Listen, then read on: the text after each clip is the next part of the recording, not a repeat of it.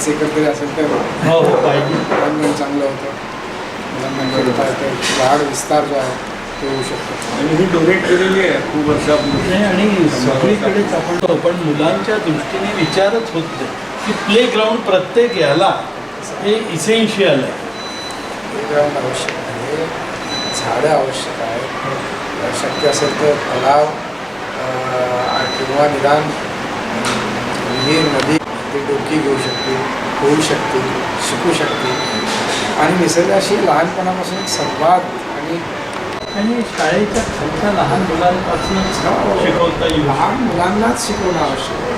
मोठी माणसं शिकण्याच्या पलीकडे गेलेली असतात. बर्ड्स वगैरेची नावं जो सगळ्यात लहान आहे 4 वर्षाचा त्याला सगळ्यात जास्त इंटरेस्ट दिसतो. कुतूहल त्यात धरून हा तारेवर पक्षी बसला तर त्या वयापासून समजा होत गेलं ते. आणि शिक्षकांना इतकी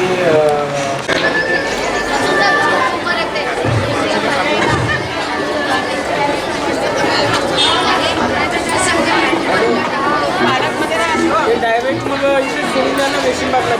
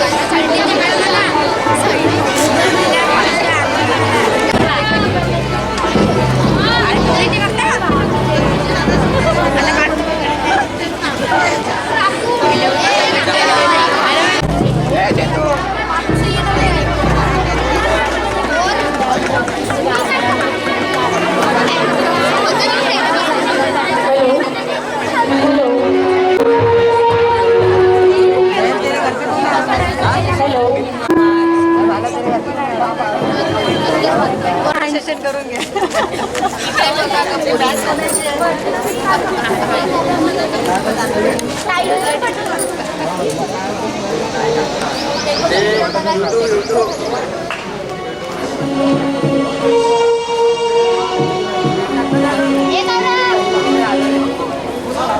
हॅलो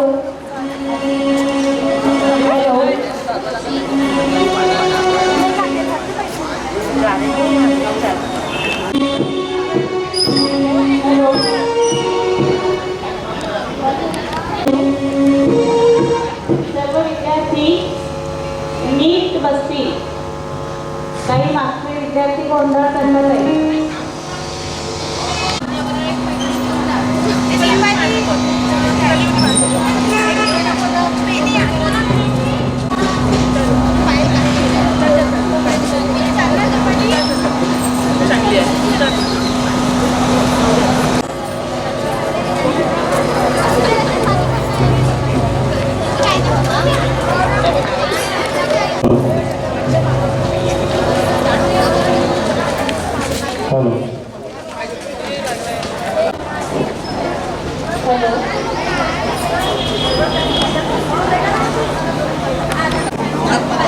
अरे इकडे बघ.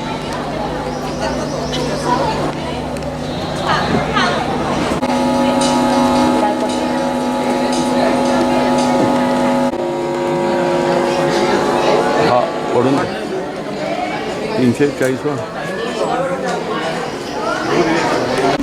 अजून आम्ही विद्यार्थ्यांमध्ये सांस्कृतिक त्यांचं चांगलं हे होण्याची तयारी आमच्या विद्यार्थ्यांनी केलेली आहे. शिक्षक तर आहेच आहे, पण शिक्षकांच्याच बरोबरीने सगळे विद्यार्थी आमच्यासोबत पूर्ण वेळ तयार असतात, सपोर्ट करतात. म्हणजे या भागातल्या आर्थिकदृष्ट्या सबल असणारे मुलं दुसरीकडे नाही इथे नाही आहेत. त्यांना CBS ग्रँटेड आहे. आणि मराठीचं हे जास्त इथे मराठी आजूबाजूच्या वस्तीतून जास्त आहे. ते पण हा चॅलेंज आम्हाला हडस शाळेत पण आहे. ही हडस जी ओरिजिनल शाळा आहे मराठी मीडियममध्ये, तर त्याच्यामध्ये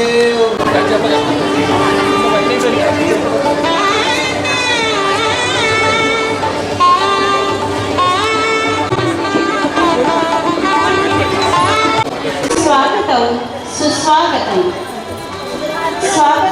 स्वागतम शुभ स्वागतम. पारंपरिक पद्धतीने आपल्या सभ्यतेनुसार टिळक विद्यालय माध्यमिक विभागाच्या विद्यार्थी सन्माननीय मान्यवरांचे सुमंगल असे औक्षवान करीत आहे. सर्वांनी भेटायचे प्रमुख अतिथी आणि शाळेचे पदाधिकारी मुख्याध्यापिका यांचे सर्वांचे मनपूर्वक सहर्ष स्वागत करते.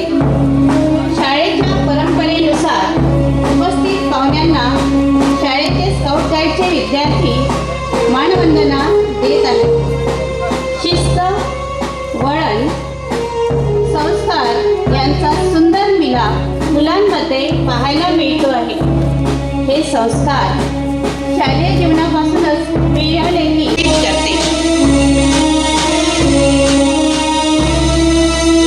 दिव्याचे अस्तित्व म्हणजे परमेश्वराचे अधिष्ठान. ज्ञानाचा दीपक प्रज्वलित करण्यासाठी मी सौ अपर्णा तेलपांडे सर्व मान्यवरांना स्नेहपूर्वक आमंत्रित करते की आपल्या शुभ हस्ते दीप प्रज्वलन कर. मे पापम दीप ज्योती नमोस्तुते.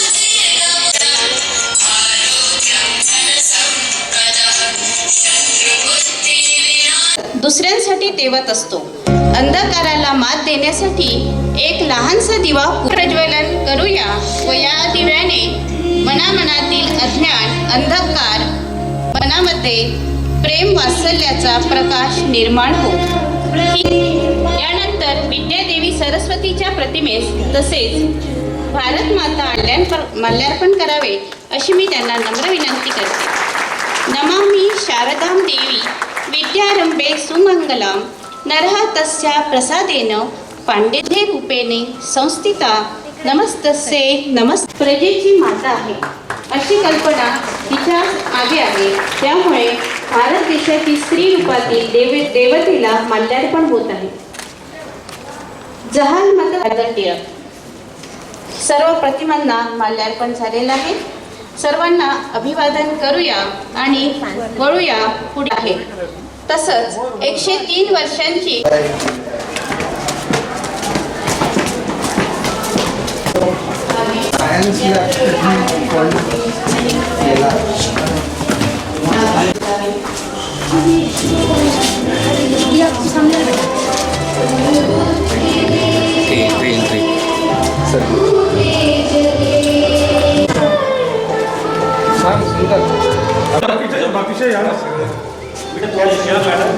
मुख्याध्यापक मुख्याध्यापिका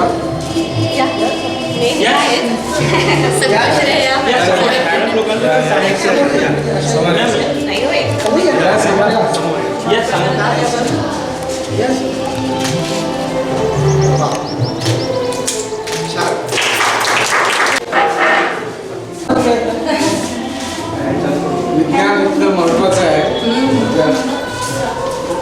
जास्त महत्व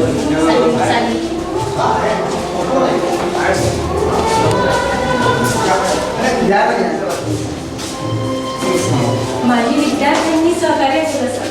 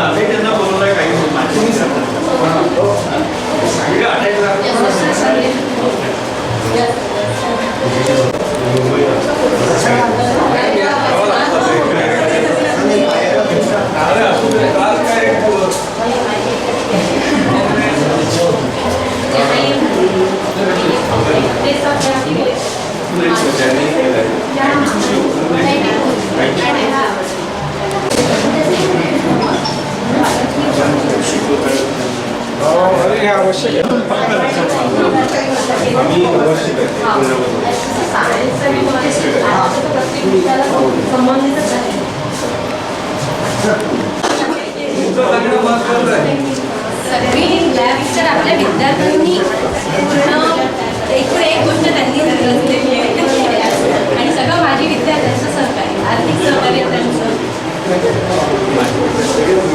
सदैव पाठीशी असतात. एक हात मारली की बरोबर तयार तुम्ही सांगा म्हणतात मॅडम काय करायचं. सांगतो. आणि पाहिजे इन्व्हॉल्वमेंट पाहिजे. ती माझ्या हॉस्टेलकडनं विद्यार्थ्यांचा आम्ही माझं मित्र जे आहेत सर, तर मुलांचं चेकअप आणि हे सगळं यांचं बाकीचं इतकं सहकार्य असतं. कुठेही काम सांगा, एका ह्याच्यामध्ये तयार तयार करणे, हे करणे. विद्यार्थ्यांना तुम्ही मेळावा एकत्र आणलं पाहिजे. माझ्या विद्यार्थ्यांचा मेळावा वगैरे होता का? सगळ्यांना घेऊन जे आहे दरवर्षी केला पाहिजे. म्हणजे काय होईल, त्यानिमित्ताने या मॅडम, या.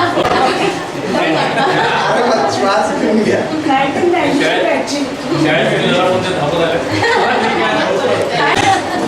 आम्ही मॅडम घालायचं नाही. हो ना?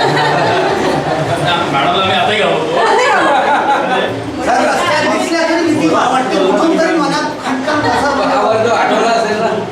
हा नव्हता. दुसरे होते असेल.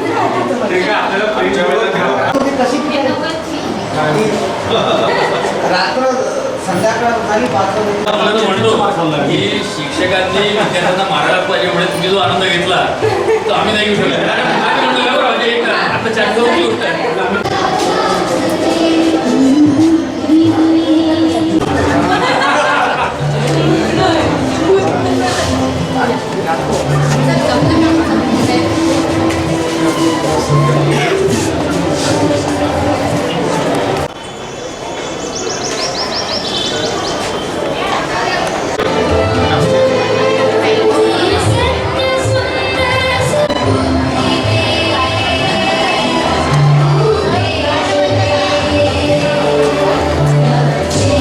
सर्व मान्यवरांना मी व्यासपीठ नम्र विनंती करते.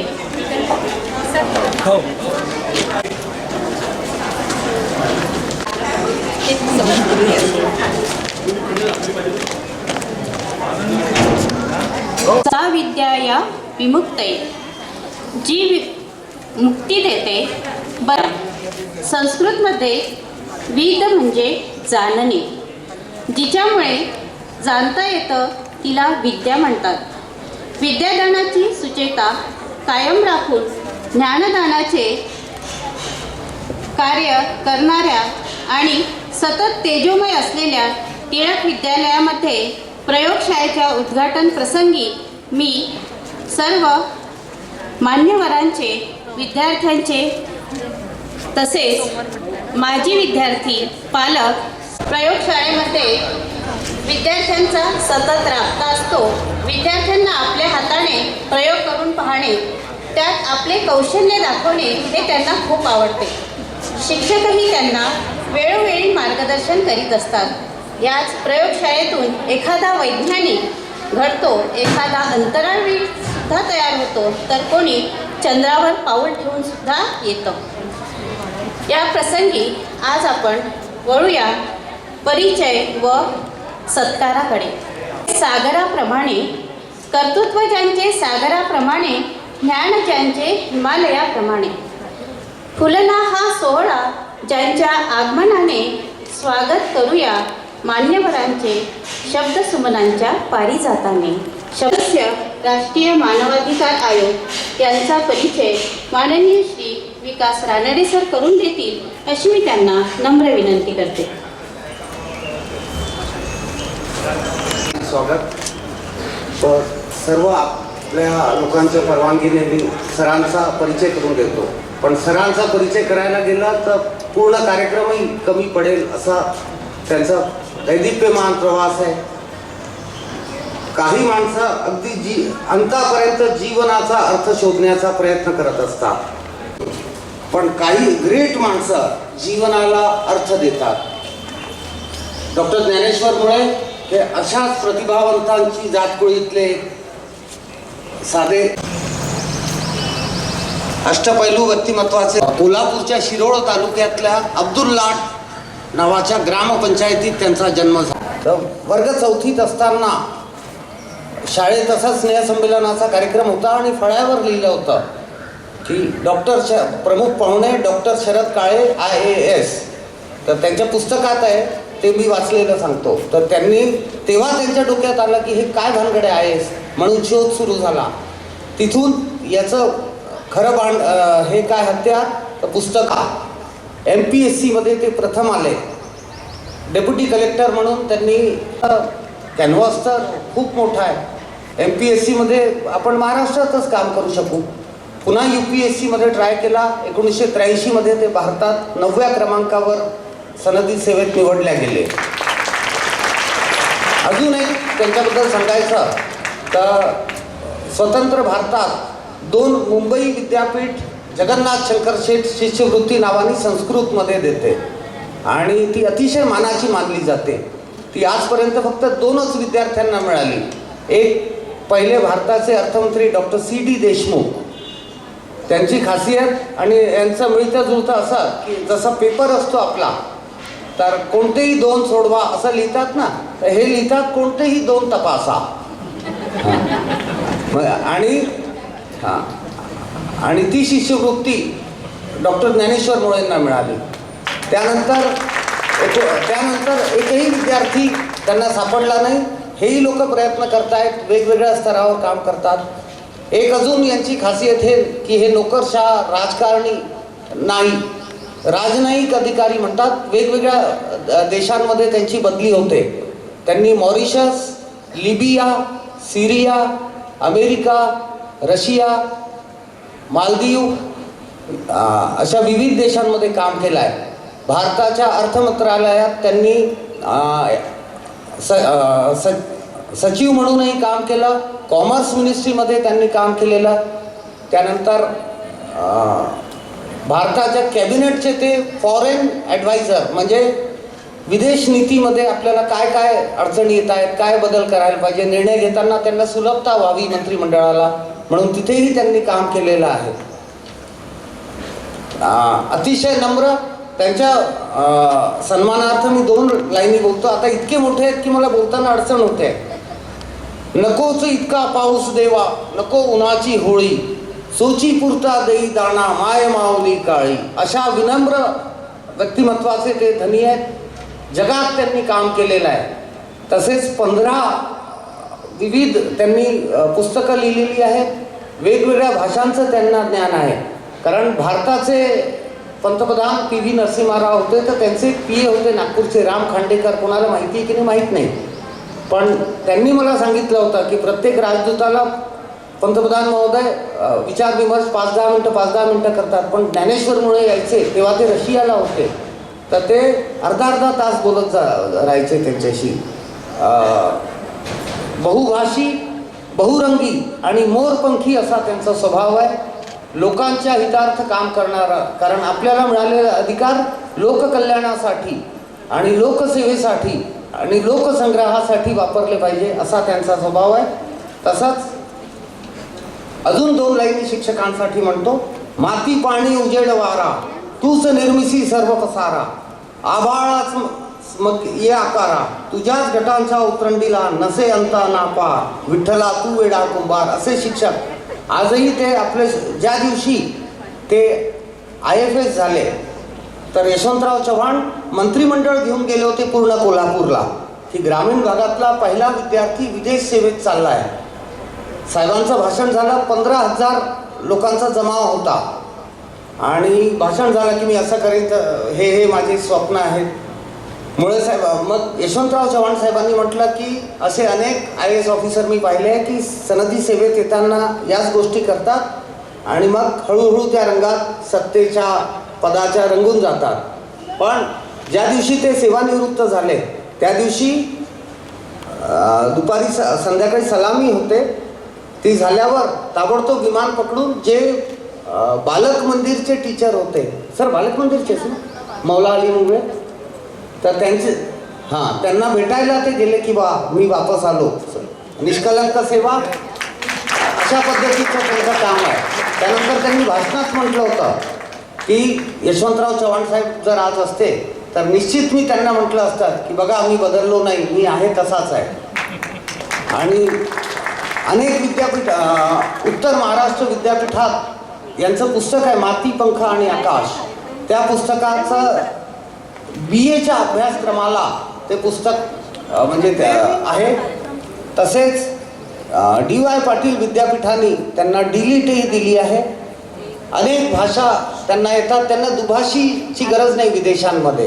US होते तेव्हा 2014 साली. त्यांच्या सौभाग्यवती आयकर विभागात प्रिन्सिपल डायरेक्टर जनरल म्हणून सेवानिवृत्त आत्ताच झाल्या. आता त्यांनाही एका आयोगाचं सदस्य म्हणून भारताच्या महामहिम राष्ट्रपतींनी नेमलं आहे.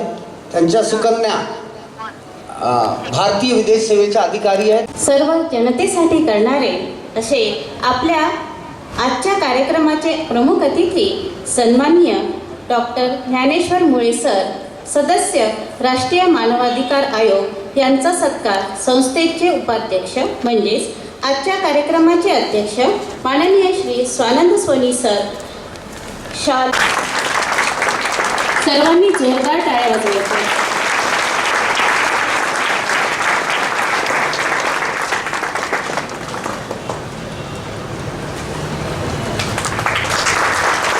अशा महान व्यक्तीचे पाय आपल्या शाळेच्या प्रांगणात लागले आहेत. त्यामध्येच आम्ही धन्यत्व मानतो आणि स्वानंद सोनी सरांना मी धन्यवाद देते. सुप्रिया देशपांडे मॅडम यांचा सुद्धा परिचय श्री विकास रानडे सर करून देतील अशी मी त्यांना नम्र विनंती करते. अध्यक्ष स्वानंद सोनी व्यावसायिक आहेत. थोडं सामाजिक काम, फुल नाही फुलाची पाकळी ते करत असतात. पण मनात आलं संयमी पण बाणेदार असा त्यांचा स्वभाव आहे.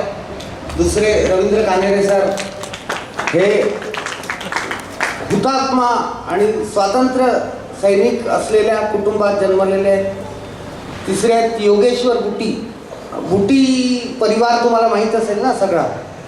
गजानन महाराजांची पोथी आपण वाचली असेल, त्या पोथीतही त्या कुटुंबाचा उल्लेख आहे. नागपुरात अनेक वेगवेगळ्या संस्थांमध्ये ते आपलं योगदान देत असतात. खारीचा वाटा, सिंहाचा नाही खारीचा वाटा उचलत असतात. तिसऱ्या सन्माननीय सुप्रिया देशपांडे या सनदी लेखापाल आहेत. विविध बँकांच्या पॅनलवर त्या सनदी लेखापाल म्हणून काम करतात. दोघंही पती पत्नी आणि त्यांचा मला खूप मदत असते. शाळेच्या याच्यात कोणी काही सांगा, दोघांना सांगितलं त्यांचे साहेब ऋषिकेश देशपांडे त्यांना सांगितलं पटकन ते हो किंवा नाही. धन्यवाद सर. आजच्या कार्यक्रमाला लाभलेल्या सन्माननीय अतिथी माननीय सुप्रिया देशपांडे मॅडम यांचे स्वागत.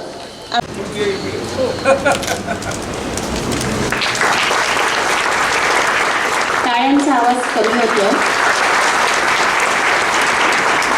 कार्यक्रमाचे अध्यक्ष माननीय श्री स्वानंद सोनी सर यांचे स्वागत. माध्यमिक विभागाच्या मुख्याध्यापिका माननीय सौ सपना कुरळकर मॅडम पुष्पगुच्छ देऊन करतील अशी मी त्यांना नम्र विनंती करते. धन्यवाद मॅडम.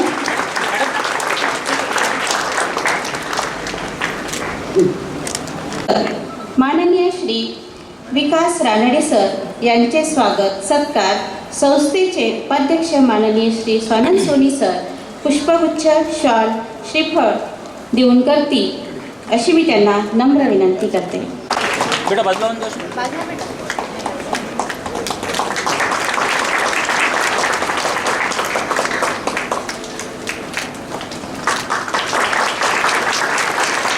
धन्यवाद सर. 4 विभागाच्या मुख्याध्यापिका सौ वैशाली कुंभारे मॅडम पुष्पगुच्छ घेऊन करतील अशी मी त्यांना नम्र विनंती करते.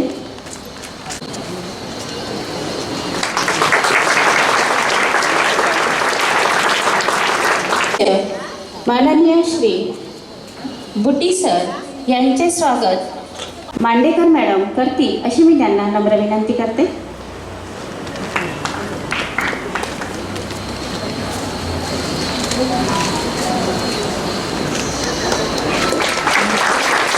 धन्यवाद मॅडम. पालक सदस्यांचे स्वागत विद्यार्थी प्रतिनिधी करते. माननीय श्री खांजोडे सर यांचे सुद्धा स्वागत विद्यार्थी प्रतिनिधी करतील. सर्व पदाधिकारी तसेच सर्व विभागाच्या मुख्याध्यापिका यांचे सुद्धा स्वागत विद्यार्थी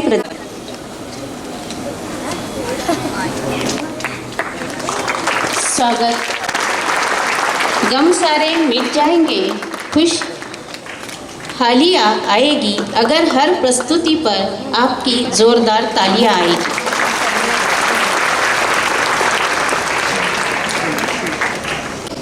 ज्याचा अर्थ जग एक कुटुंब आहे, हे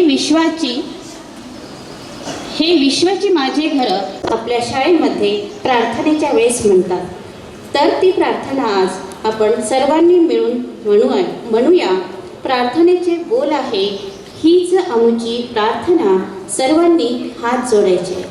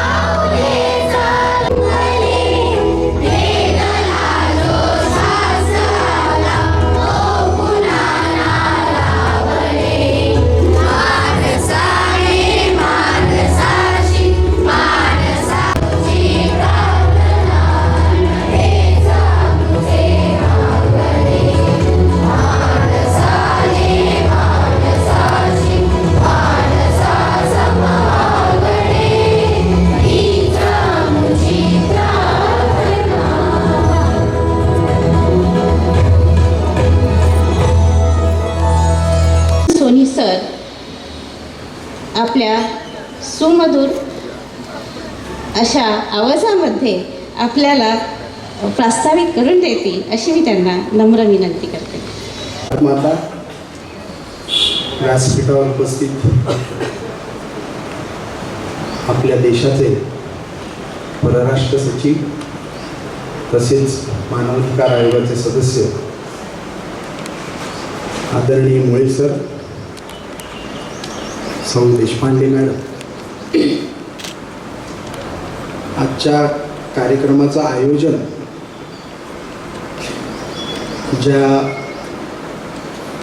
ज्यांच्यामुळे आज इथे झालेलं आहे असे माझे मित्र विकासजी रानडे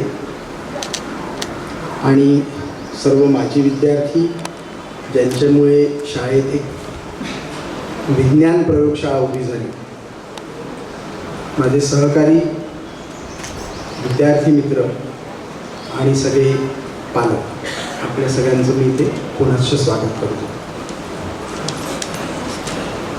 मला एक बाबू बोरकरांची कवितेचं शीर्षक आठवतं. मी पण ज्यांचे पक्वफळा परपणी सहजपणाने गळले हो, जीवन त्यांना कळले हो.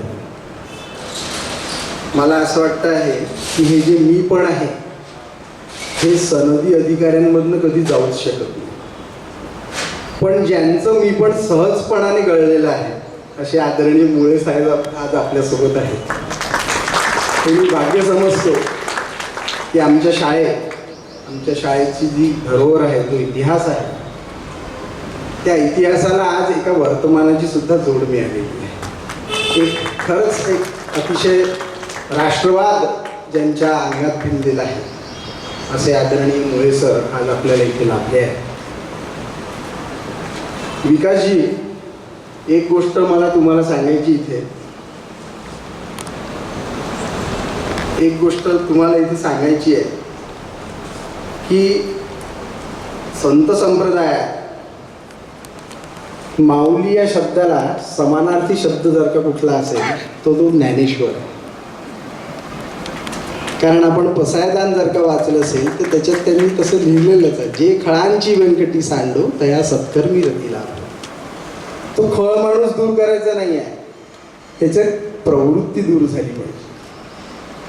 आणि मुळे साहेबांमध्ये ती माऊली जिवंत आहे. ती कशी जिवंत आहे आपल्याला सगळ्यांना माहिती असेल. कोविड काळ किती कठीण होता.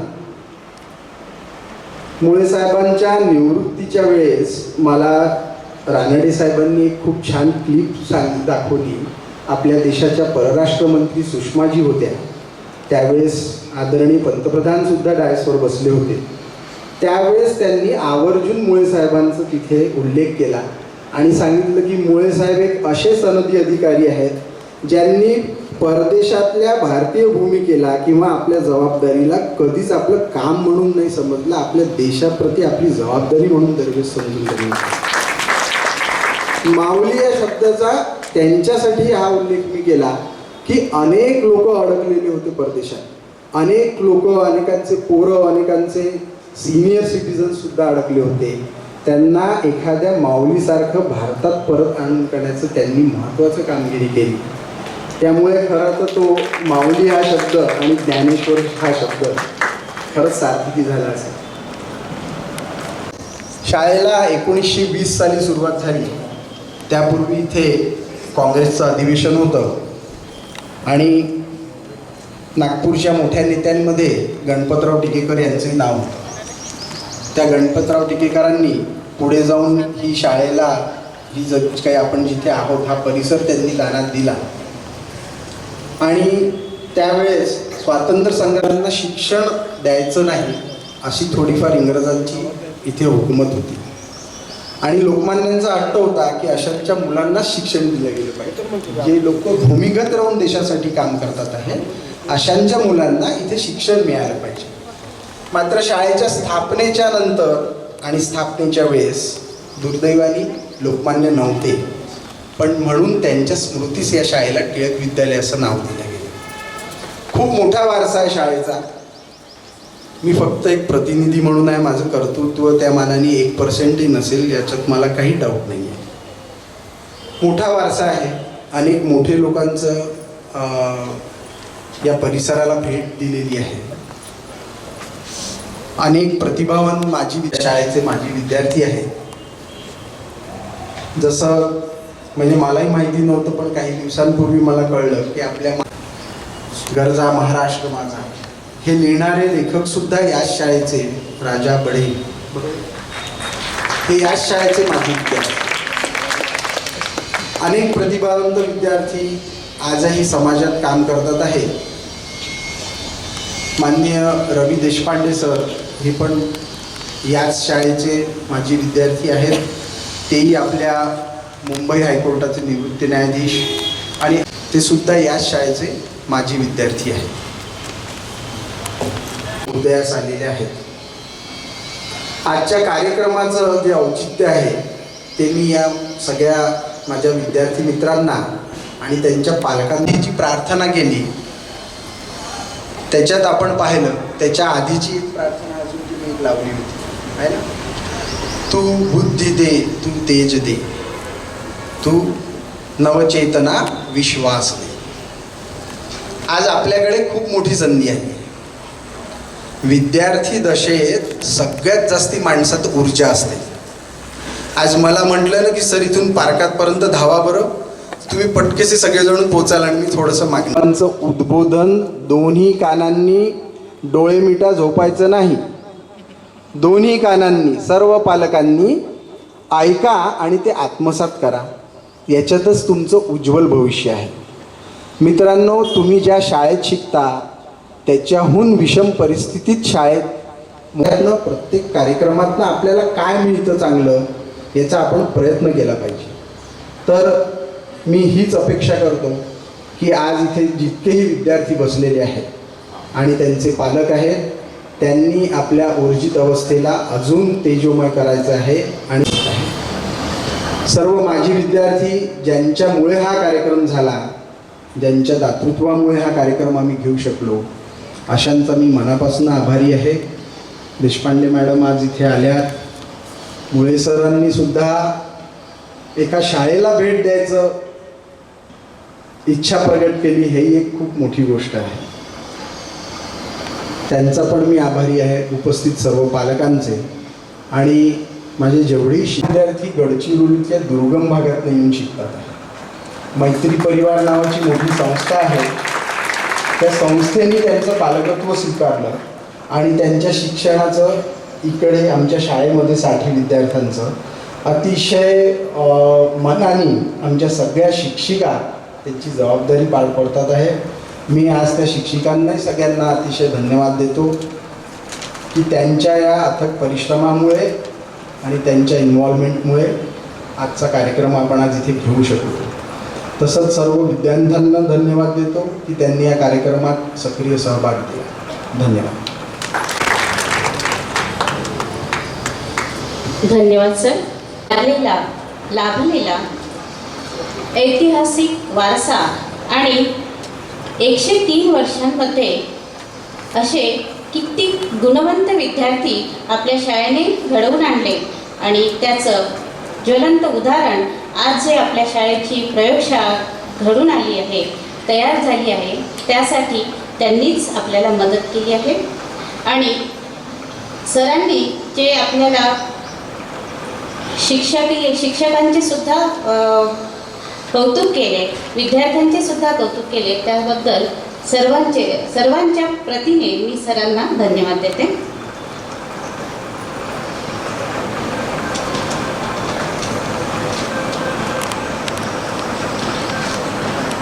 विद्यार्थी मित्रांनो, संस्कृतमध्ये सुभाषिताचा अर्थ असा आहे की चंद्राप्रमाणे उज्ज्वल हारानेही तो शोभून दिसत नाही.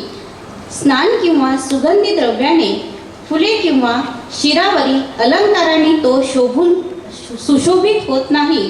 केवळ शुद्ध व सुसंस्कृत वाणीच त्याचे सौंदर्य वाढवते. साधारण अलंकार नष्ट होतात, वाणी मात्र चिरंतन आभूषण होते. असे व्यक्तिमत्व जपणारे आजच्या कार्यक्रमाचे प्रमुख अतिथी सन्माननीय डॉक्टर ज्ञानेश्वर मुळे सर, सदस्य राष्ट्रीय मानवाधिकार आयोग यांना मी नम्र विनंती करते की त्यांनी आपले मौलिक मनोगत आमच्यासमोर सादर करावे असे मी त्यांना पाचारण करते. चंद्रोज्ज्वला न स्नानं न विलेपनं भूषणं न स्नानं न विलेपनं नालंकृता नूर्धजा वाण्येका समलं करोति पुरुषं या संस्कृता धार्यते श्रियंते खलु भूषणानि सप्तम वाग्भूषणं भूषणं. सहज आठवलं कारण मला शाळेतल्या गोष्टी आजवर आठवतात. सुदैवानं सगळा श्लोक आठवला. वारंवार शाळेत यावं लागेल, म्हणजे मग एक शब्दही चुकणार नाही. मी उच्चारामध्ये अजिबात आपलं काही अक्षम्य, कारण संस्कृतमध्ये असं आहे की संस्कृतचा सगळ्यात मोठा फायदा कुठला असेल तर वाणी शुद्ध, व्याकरणाची एक अतिशय उच्च अशा पातळीवरची जाणीव संस्कृत तुमचं असेल मागे, तुमच्या मागे. संस्कृत असणं म्हणजे सुसंस्कृत होणं ना, हे त्याचा एक महत्त्वाचा भाग आहे. आणि संस्कृत आणि संस्कृतीशी संस्कृतीचा फार जवळचा संबंध आहे. तर आज आपल्या या कार्यक्रमाचे अध्यक्ष स्वानंदजी, छान नाव आहे तुमचं. माझं पण नाव छान आहे, पण तुमचं म्हणजे आधी मोकळं ढाकळं असं वाटतं की लाऊंजमध्ये बसून आळोखे पिळोखे देतो की काय. स्वानंद म्हणजे स्वतःच्या आनंदात मग्न असे. आणि कान्हेरे सरांचं तर काय अतिशय, मला कान्हेरे सर म्हटल्यावर सतत असं वाटतं की कान्हेरे नावाच्या सगळ्या व्यक्ती सतत त्यागच करत असतात, पण सामाजिक कार्याला वेळ देणं हा सुद्धा आजच्या काळातला एक मोठा त्यागच आहे असं मी समजतो. आणि या ठिकाणी जी बुटी सर आहेत त्यांच्या योगदानाविषयी पण मी कालपासून सातत्यानं ऐकतोय. तर अशी अतिशय नामवंत मंडळी आहेत.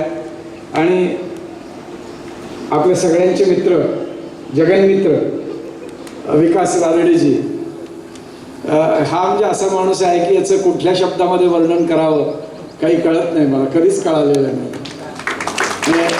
मी त्यांच्याविषयी बोलताना मी नेहमी दोन गोष्टी सांगत असतो. एक तर पु ल देशपांडे हयात असते आणि विकासजींची त्यांची भेट झाली असती तर त्यांनी नक्की त्यांना व्यक्ती आणि वल्लीमध्ये मानाचं स्थान दिलं असतं.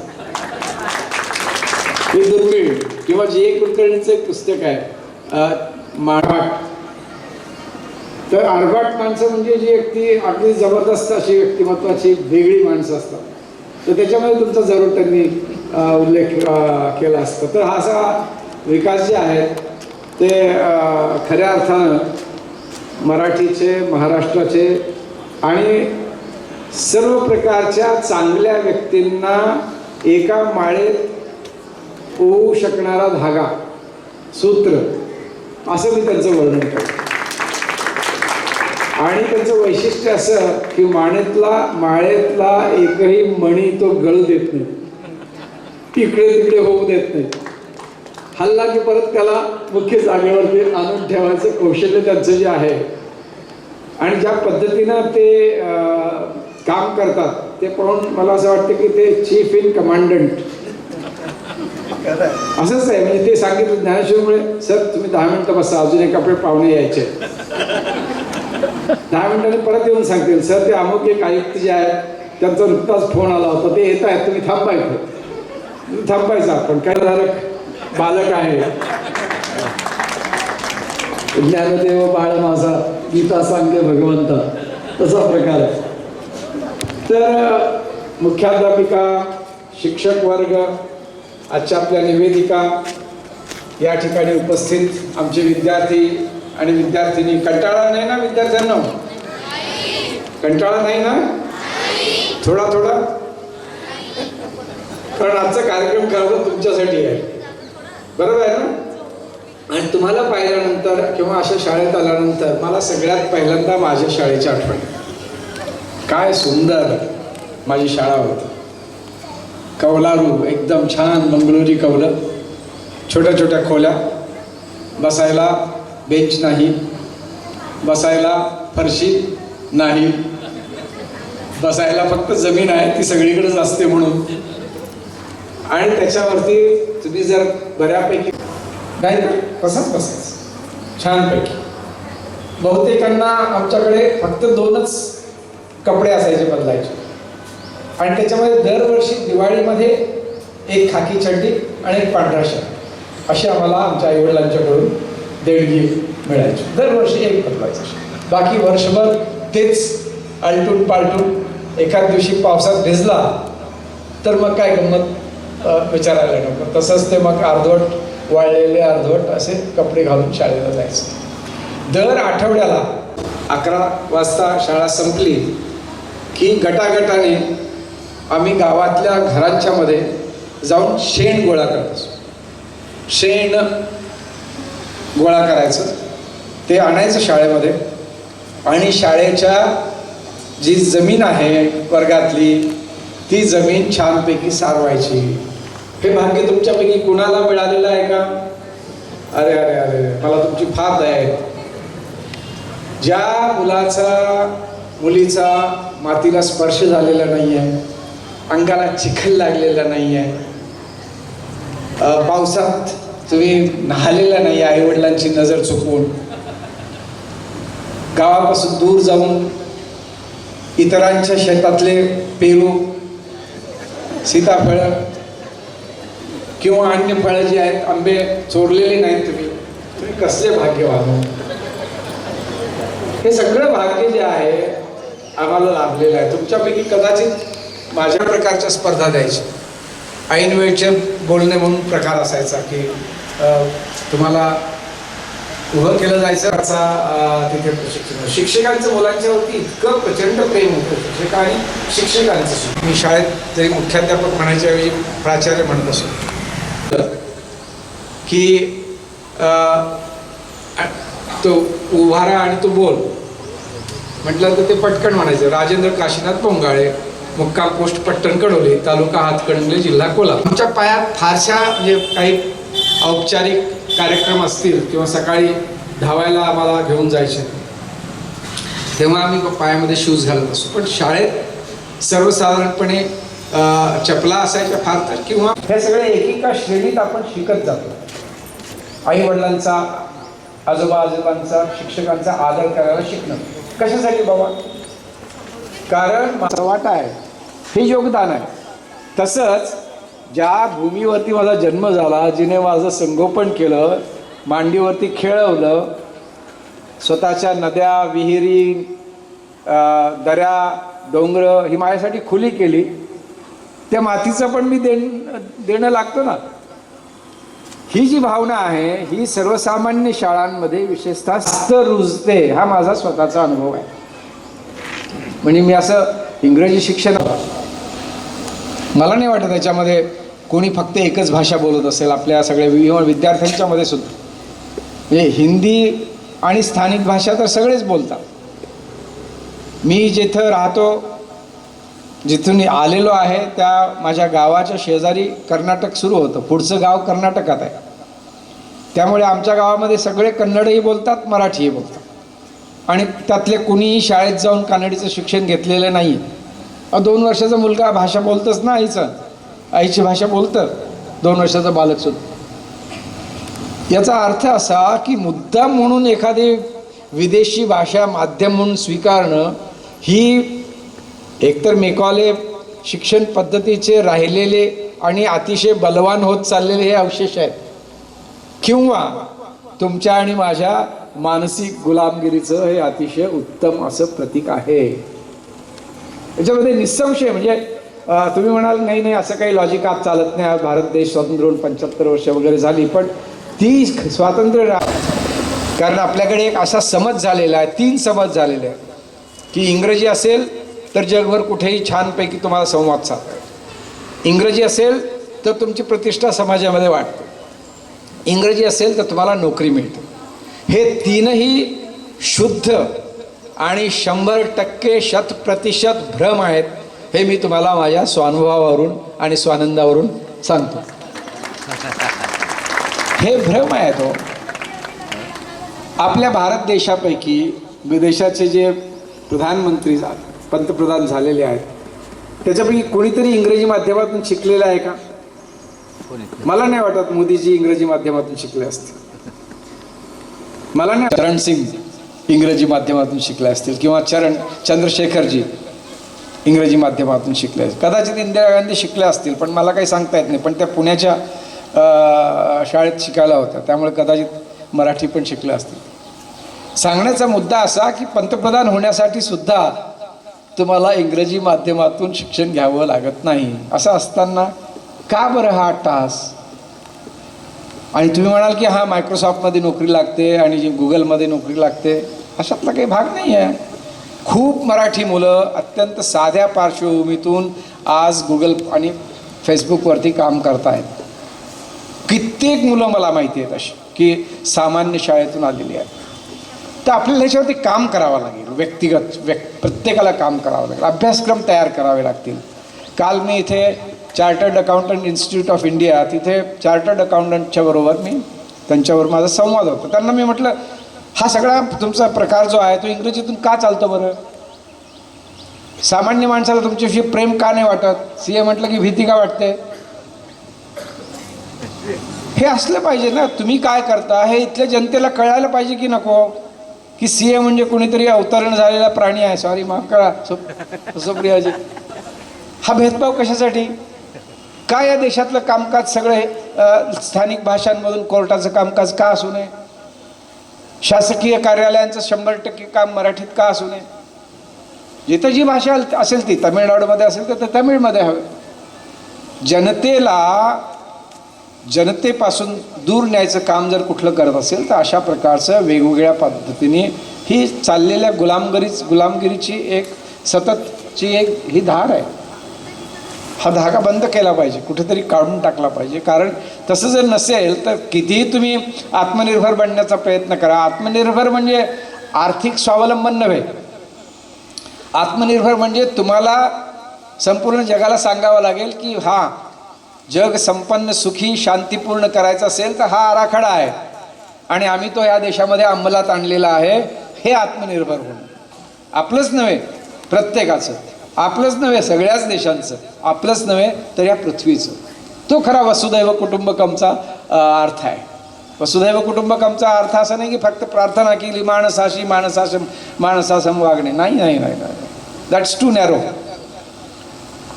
म्हणजे तुम्हाला जोपर्यंत देशातली प्रत्येक व्यक्ती, खरं तर जगातली प्रत्येक व्यक्ती आपली वाटत नाही, आपुलकी वाटत नाही. आपण सगळे इतके विभागलेलो आहोत, दुभंगलेलो आहोत, आपल्या इतक्या वाटण्या झालेल्या आहेत मनाच्या आणि विचाराच्या, की आपल्याला कळतच नाही आहे की नेमकं what is the right direction, कुठली दिशा आहे जी खरी दिशा आहे, कळत नाही आहे. आणि आपल्याला संभ्रमात टाकणाऱ्या, गोंधळात टाकणाऱ्या आणि दिशाहीन करणाऱ्या शक्ती कार्यरत आहेत सतत. समजून घेणं आवश्यक. आणि याच्यावरती उपाय एकच, ज्ञानम तेहम सविज्ञानम इदम वक्षाम्यशेषतः. मी तुला ज्ञान आणि विज्ञान हे दोन्ही अशा प्रकारे सांगेन की तुझ्या मनामध्ये कसलाही संदेह उरणार नाही, असं कृष्णाने पार्थाला सांगितलं. ज्या क्षणी तुम्ही विज्ञानाची कास सोडाल, तर्क शुद्ध विचार करण्याची ताकद तुम्ही सोडाल, त्या क्षणी तुम्ही कुठल्या ना कुठल्या विचाराचे गुलाम व्हाल. तुमचं स्वतंत्र विचार करण्याची जी पद्धत आहे ती तुम्ही सोडता कामा नये. जग प्रचंड वेगानं बदलत आहे. तंत्रज्ञान आपल्यावरती हावी होतं आहे. आज आपल्याला कसलं तंत्रज्ञान हवं आहे हे सुद्धा आपण ठरवलं पाहिजे. कारण माणसातली माणुसकी काढून घेण्याचं एक मोठं काम पद्धतशीरपणे यंत्र करतायत, आज तंत्रज्ञान करतायत. डिह्युमनाइज असा शब्द त्याला इंग्रजीमध्ये वाटतं. आपण सगळे अमानवी होण्याकडं जो कल आहे त्यात तो संपला पाहिजे आणि माणसाचा संपर्क राहायला पाहिजे. मी शाळांविषयी बोलत होतो.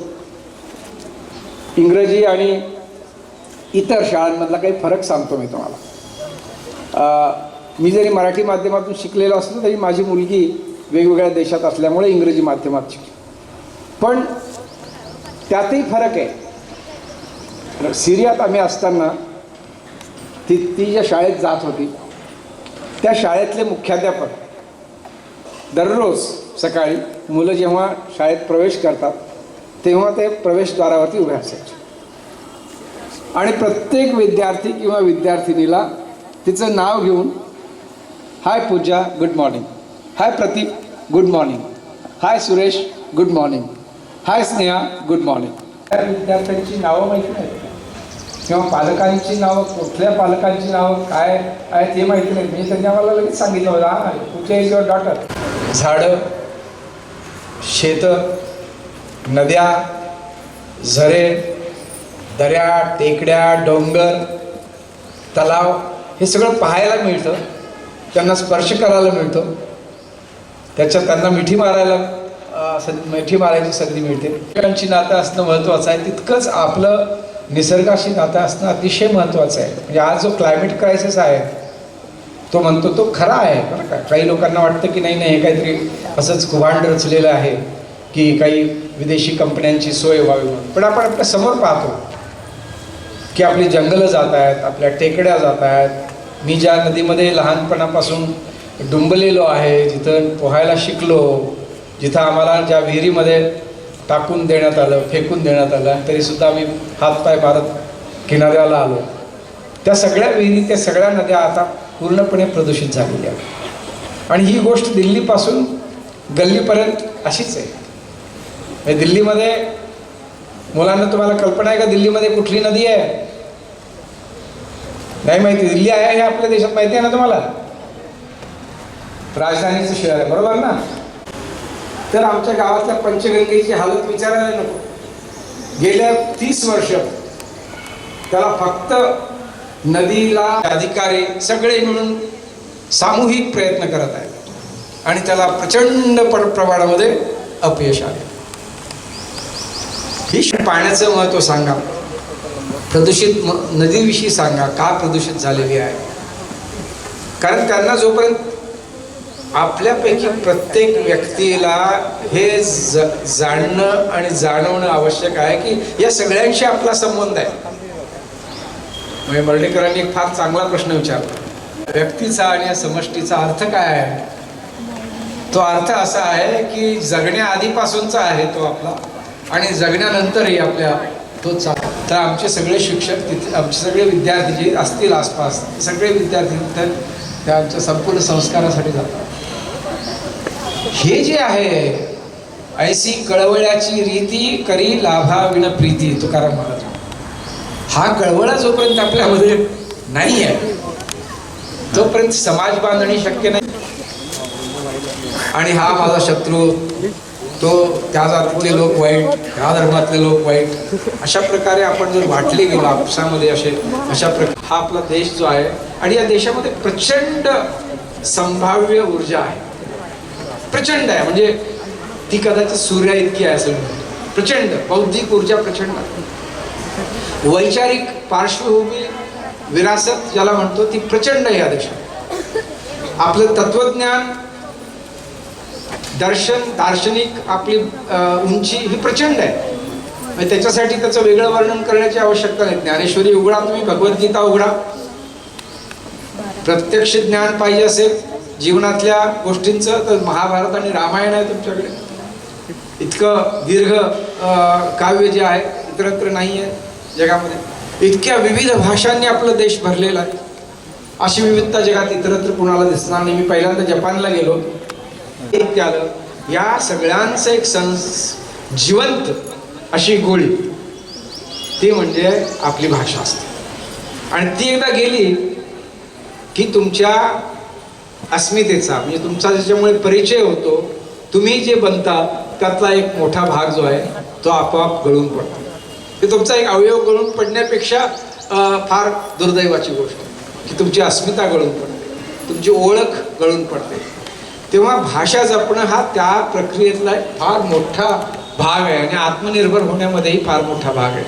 मला असं वाटतं मी बराच वेळ बोललो, असं बोलत राहावं असं वाटतं, कारण असे इतके शांतपणे ऐकणारे श्रोते पण आजकाल शहरांमध्ये राहिले नाही. इतक्या मोठ्या संख्येनं तरी येतच नाहीत कुणी आजकाल. विशेषतः वैचारिक असेल तर अजिबात नाही. फक्त हार गळ्यात घालायचे असतील आणि सत्कार करून घ्यायचे असतील तर मोठ्या प्रमाणात लोकांची. आणि आजकाल अवॉर्ड सेरेमनी फार होतं. तुम्हाला कल्पना आहे की असं आपल्याकडे कोणीच नसेल की ज्याला एकही अवॉर्ड मिळालेलं नाही. म्हणजे इतके जर आपण अवॉर्डसाठी योग्य असू तर अजूनही आपल्या देशामध्ये इतकी गरिबी कशी, इतकी विषमता कशी, इतकी भेदाभेद अमंगळ जे आहे ते कसं काय चाललेलं आहे याचा मला काही थोडं सुटलेलं नाही. पण हरकत नाही, आपली प्रार्थना हीच आहे, मला सागर भारत हो विश्वात शोध. काय साने गुरुजी हे व्यक्तित्व होतं आणि त्यांना काय आपल्या समाजाने वागणूक दिली की ज्याच्यामुळे त्यांना आत्महत्या करायला ते प्रवृत्त झाले असते. असो, आज या ठिकाणी आलो, माझ्या बालपणीच्या काही आठवणी तुमच्यासमोर मांडल्या, काही माझे अनुभव चांगले बरे वाईट, माझी भाषाविषयक जी थोडीफार जाण आहे तीही तुमच्यासमोर मी मांडलेली आहे. खूप बोलण्यासारखं खूप आहे, कदाचित आपल्या सगळ्यांना वेळेची सीमा आहे याची मला कल्पना आहे. आज मला इथं बोलवलं, विशेषतः विकासजी, तुमचा मी अत्यंत ऋणी आहे. तुम्ही मला असं सगळीकडे असेच फरफटत नेत जा आणि माझ्या विचारांची शिक्षा जी आहे या आपल्या समाजाला अत्यंत आवश्यक आहे, असा एक माझा गैरसमज आहे. चला तुम्ही निश्चित पाठवून द्या. माझं तुमच्या सगळ्यांच्यावरती खूप प्रेम आहे, तुमचंही प्रेम माझ्यावरती जरूर राहू द्या. नमस्कार, जय हिंद, जय महाराष्ट्र, जय नागपूर, जय विदर्भ. अनुभव गमती जमतीतून आमच्या समोर मांडले. तसेच त्यांचे शिक्षक, प्राथमिक विभागाचे शिक्षक सुद्धा त्यांची सुद्धा नावं तोंडपाठ म्हणून दाखविले आणि त्यांची काळजी आज एका मुलाप्रती हे आपले निभावतात आहेत आणि त्यांच्यासाठी कृतज्ञ आहेत. हे ऐकून तर मला गहिवरूनच आले. शिक्षक आणि विद्यार्थी यांनी आणि एका या शिक्षक आणि विद्यार्थ्यांना अंगी यावे शब्द आपुले पेलण्याचे, भाग्य आम्हाला लाभले वक्तृत्व आपुले ऐकण्याचे, भाग्य आम्हाला लाभले वक्तृत्व आपुले. 4 लाइन बोलना चाहती हूँ. आपके विचार ही आपकी पहचान है, आपके विचार ही आपकी पहचान है, चेहरे पर सदा आपकी मुस्कान है, आपकी मौजूदगी ही आज के समारोह की जान है. हमारी खुशकिस्मत है कि आप हमारे मेहमान हैं, हमारी खुशकिस्मत है कि आप हमारे मेहमान हैं. आजच्या कार्यक्रमाचे जे आयोजन करताना सर्व कित्येकांची मेहनत आणि मार्गदर्शन आपल्याला लाभलेले आहे आणि सहभागसुद्धा लाभलेला आहे. त्या सर्वांचे आभार मानणे मी गरजेचे समजते. सर्वप्रथम आजच्या कार्यक्रमाचे प्रमुख अतिथी माननीय डॉक्टर ज्ञानेश्वर मुळे सर यांनी आपल्याकडून उपस्थित राहिले आणि आम्हाला उत्तम मार्गदर्शन केले. तसेच सन्माननीय अतिथी माननीय सुप्रिया देशपांडे मॅडम CA यांनी सुद्धा आपला वेळात वेळ काढून आम्हाला आजच्या प्रोग्रामला त्यांनी आजच्या कार्यक्रमाची शोभा वाढवली. त्यांच्याबद्दल सुद्धा मी धन्यवाद देते. संस्थेचे सर्व पदाधिकारी जे आपल्याला सतत मार्गदर्शन सूचना करतात आणि शाळेला यशाच्या शिखरावर पोहोचविण्यासाठी अतोनात प्रयत्न करतात, त्या सर्वांनी आपली उपस्थिती दाखवली, त्याबद्दल मी त्यांचे खूप ऋणी आहे. आजचा कार्यक्रम ज्यांच्यामुळे घडून आला असे माननीय श्री विकास रानडे सर यांना मनपूर्वक धन्यवाद देते. शाळेच्या सर्व विभागाच्या मुख्याध्यापिका यांचेसुद्धा मनपूर्वक आभार मानते. शिक्षक, शिक्षकेतर कर्मचारी यांच्यामुळे हा कार्यक्रम यशस्वी झाला, त्याबद्दल आभार व्यक्त करते. कार्यक्रमाचे व्हिडिओ शूटिंग करणारे श्री खांजोडे सर यांचेसुद्धा आभार. उपस्थित सर्व माजी विद्यार्थी वेळात वेळ काढून कार्यक्रमाला उपस्थित राहिले, त्यांचेसुद्धा मनपूर्वक आभार मानते. तसेच उपस्थित पालक यांचेसुद्धा आभार. सर्व विद्यार्थ्यांनी इथे समोर बसून हे करायचं आहे. त्यानंतर जेवढे एक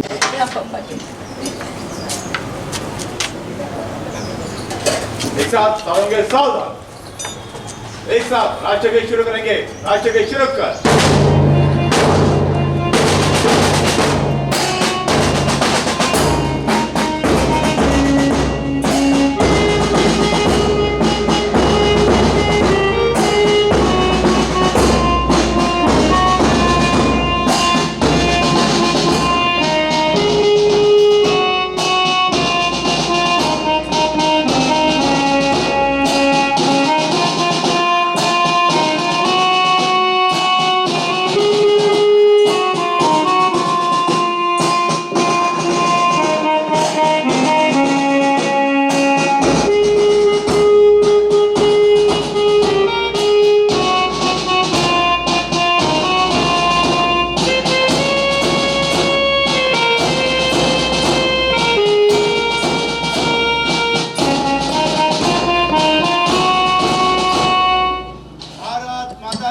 जय भारत माता के जय.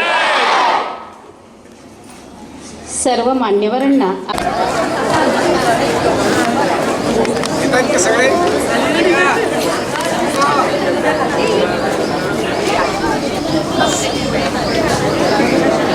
सगळे आलेत का?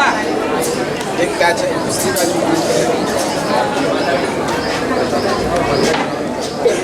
भेटला का?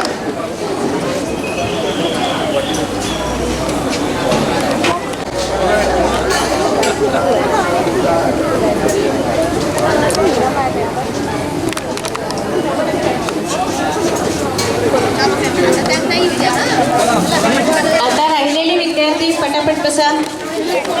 सर्वांचे चेहरे दिसले पाहिजेत.